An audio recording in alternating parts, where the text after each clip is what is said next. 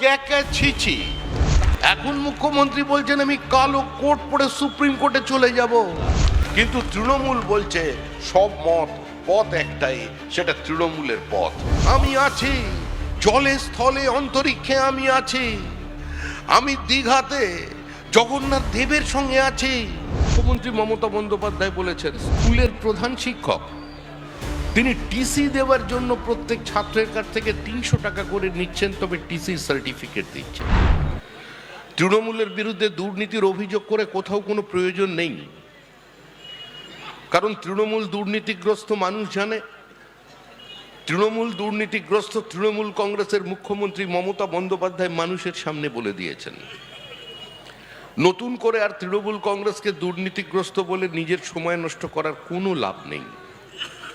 মুখ্যমন্ত্রী বলেছেন, এটা আমার কথা নয়, স্বয়ং মুখ্যমন্ত্রী মমতা বন্দ্যোপাধ্যায় বলেছেন যে সমব্যথী কেউ মারা গেলে রাজ্য সরকারের পক্ষ থেকে ২০০০ টাকা দেওয়া হয়, মৃতদেহের বালিশের নিচ থেকে তার থেকেও ২০০ টাকা বার করে নিতে হবে।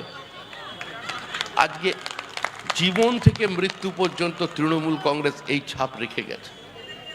আজকে আবার নতুন ঘটনা খবরে এসেছে, মানে দুর্নীতিটা এমন স্তরে পৌঁছে গেছে যে স্কুলের প্রধান শিক্ষক তিনি টিসি দেওয়ার জন্য প্রত্যেক ছাত্রের কাছ থেকে ৩০০ টাকা করে নিচ্ছেন, তবে টিসির সার্টিফিকেট দিচ্ছেন।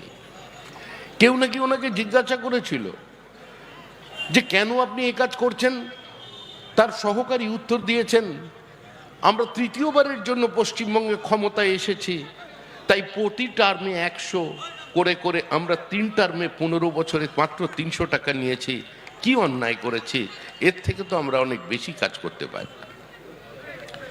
এমন একটা রাজনৈতিক দল পশ্চিমবঙ্গের ক্ষমতায় এসেছে যারা দিনের পর দিন মানুষের সামনে দাঁড়িয়ে সিপিআইএম এর দুর্নীতির বিরুদ্ধে, ভ্রষ্টাচারের বিরুদ্ধে, নীতিহীনতার বিরুদ্ধে,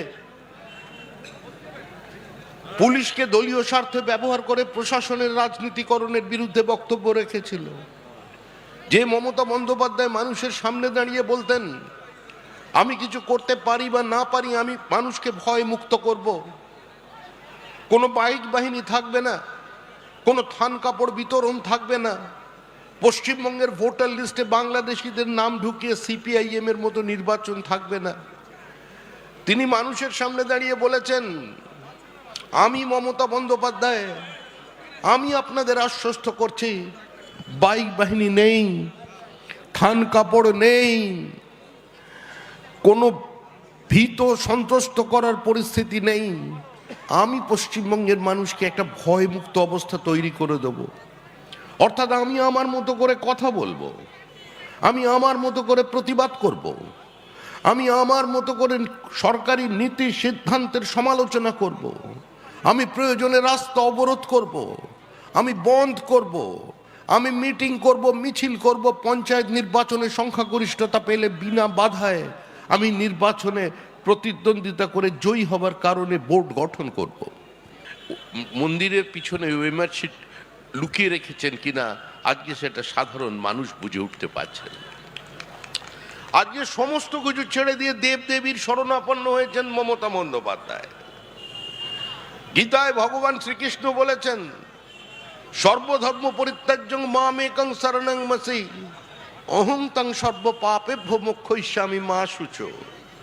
মমতা বন্দ্যোপাধ্যায় বলছেন চিন্তার কোনো কারণ নেই, 294টা কেন্দ্রে প্রার্থী আমি। আগে বলেছিলেন যদি জানতাম এরা এত বড় চোর তাহলে এদের টিকিট দিতাম না, কিন্তু তারপরে কি হয়েছে প্রত্যেকটি মানুষের জানা। এখন বলছেন 294টি প্রার্থীর দিকে তাকিও না, তাকাও আমার দিকে, আমি আছি জলে স্থলে অন্তরিক্ষে, আমি আছি, আমি দীঘাতে জগন্নাথ দেবের সঙ্গে আছি, আমি নিউ টাউনে দেবী দুর্গার সঙ্গে আছি, আমি উত্তরবঙ্গে মহাকালের সঙ্গে আছি। এখন দেবতা ছাড়া আমাদেরও কোনো গতি নেই, তোমাদেরও কোনো গতি থাকবে না। তাহলে গণদেবতার কি হবে, কি করবেন আপনারা? আপনাদের সিদ্ধান্ত নিতে হবে। আমরা এতদিন জানতাম আমাদের মুখ্যমন্ত্রী কবি, আমরা এতদিন জানতাম আমাদের মুখ্যমন্ত্রী তিনি গীতিকার, আমরা এতদিন জানতাম আমাদের মুখ্যমন্ত্রী তিনি সুরকার, আমরা এতদিন জানতাম আমাদের মুখ্যমন্ত্রী তিনি যে কোনো বিপরীত অবস্থান থেকে লড়াই করতে পারেন। আমরা জানতাম আমাদের মুখ্যমন্ত্রী খড়গপুরের রাত জেগে ঝড়ের সাইক্লোনের গতিমুখ পর্যন্ত পরিবর্তন করে দিতে পারেন, কিন্তু আমাদের মুখ্যমন্ত্রী আইনজীবী, আমাদের জানা ছিল না।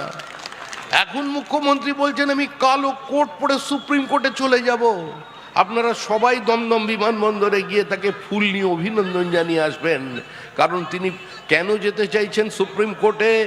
বাঁচাতে রোহিঙ্গাদের, বাঁচাতে বাংলাদেশি অনুপ্রবেশকারীদের, আর আপনাদের পরিবারের যারা মারা গেছেন, যারা এই পৃথিবীর মায়া ত্যাগ করেছেন।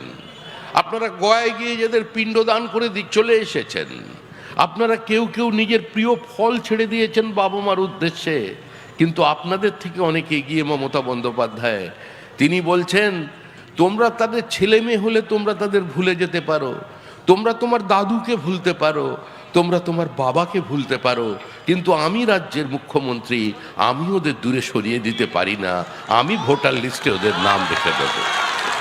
এসআইআর আসার সঙ্গে সঙ্গে ঘোষণা করে দিলেন আমি এসআইআর এর ফর্ম ফিল আপ করবো না, ক্ষমতা থেকে আমার নাম বাদ দিয়ে দেখাও। তারপরে হঠাৎ জানা গেল মুখ্যমন্ত্রী আগেই ফর্ম ফিল আপ করে নিয়েছেন।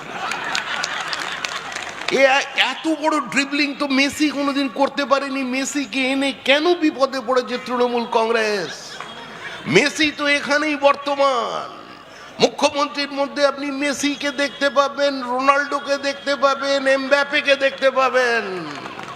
অসাধারণ ড্রিবলিং, বিরোধীরা তার সামনে ধারে কাছেও দাঁড়াতে পারছে না।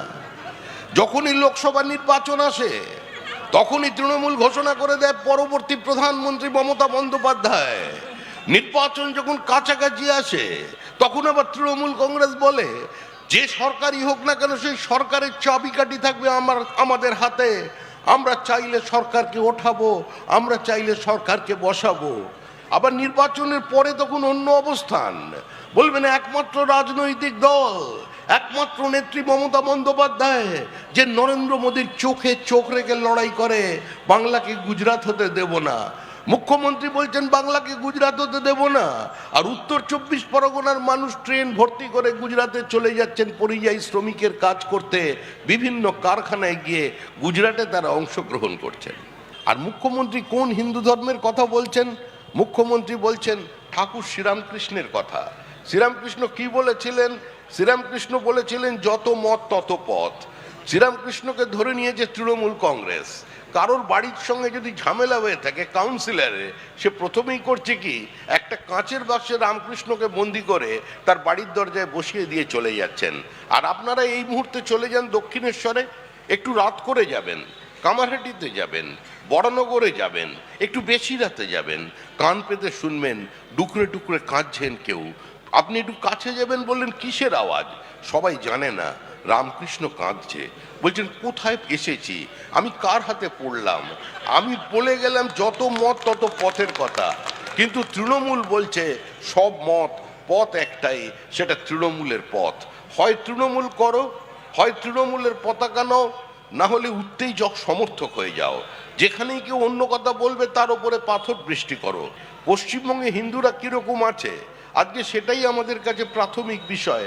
মুর্শিদাবাদের একজন বিবাহিত মহিলা, তিনি বিএসএফ অফিসারকে দাঁড়িয়ে বলছেন এই যে সামনে বসে আছেন আমার সাংবাদিক ভাইরা, এরাই দেখিয়েছে, এই প্রত্যেকটা চ্যানেলে আজকে সম্প্রসারিত হয়েছে সেই ছবি।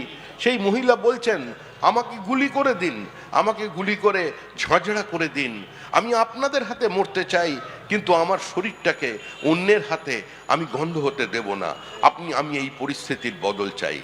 কেন হচ্ছে? ওখানে দীপু দাস খুন হয়েছে, আর এখানে চন্দন দাস আর হরগোবিন্দ দাসকে কুপিয়ে খুন করা হয়েছে, কোথাও কোনো পার্থক্য নেই। ওপার বাংলায় রবীন্দ্রনাথের বাড়ি ভেঙেছে, এপার বাংলায় তৃণমূল কংগ্রেসের ছাত্র নেতা রবীন্দ্রনাথের ছবিতে আগুন লাগিয়ে দিয়েছে। ওপার বাংলায় সত্যজিৎ রায়ের বাড়ি ভাঙা হয়ে গেছে, সুনীল গাঙ্গুলির বাড়ি সেটাও নাকি মাটিতে মিশে গেছে। ওপারে কেউ বাদ দেননি, রবীন্দ্রনাথ ঠাকুরদের বাড়ি তো, ঠাকুর বাড়ি তো শেষ ওপার বাংলায়। কাদের জন্য লড়াই করেছিলেন ইন্দিরা গান্ধী? কাদের জন্য ইন্দিরা গান্ধীর পাশে দাঁড়িয়েছিলেন অটল বিহারী বাজপেয়ী সমস্ত বিরোধীদের সঙ্গে নিয়ে?